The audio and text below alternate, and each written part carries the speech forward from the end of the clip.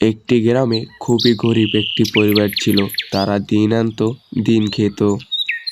আরে কাজে যাব তো, কি হইল? খাবার দিচ্ছ না যে? খিদা তো লেগেছে। সকাল সকাল এত ঝামেলা করতেছ কেন?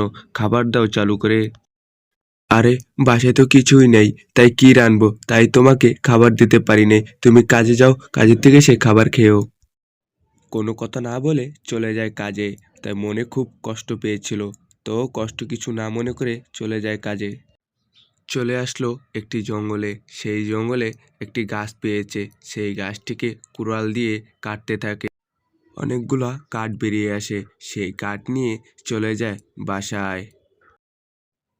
কি গো, এত আইতে দেরি হলো কেন গো? তোমার জন্য তো আমি খাবার সঙ্গে করে রেখেছি।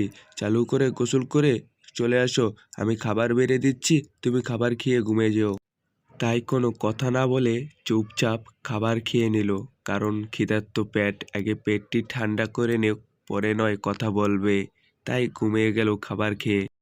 আরে খুব রাত হয়ে যায়। এই নির্জন রাতটা খুবই একটি ডাইনি চলে আসে।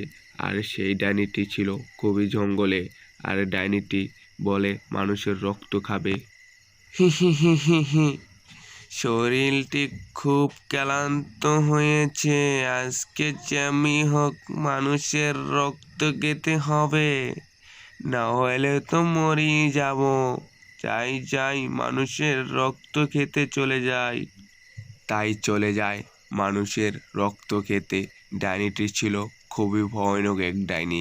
রাত হলে বেরিয়ে আসে। সেই ডাইনিটি চলে যায় সেই গ্রামে। সেই গ্রামে খুবই একটি গরিব মানুষ থাকতো।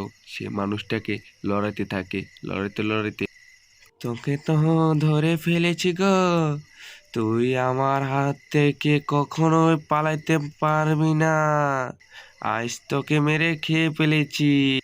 বন্ধুরা, পরের পার্ট ভিডিও পেতে চাইলে নাম্বার 2 লিখে কমেন্ট করে যাও।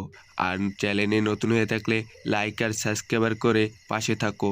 বাই, ভালো থেকো বন্ধুরা।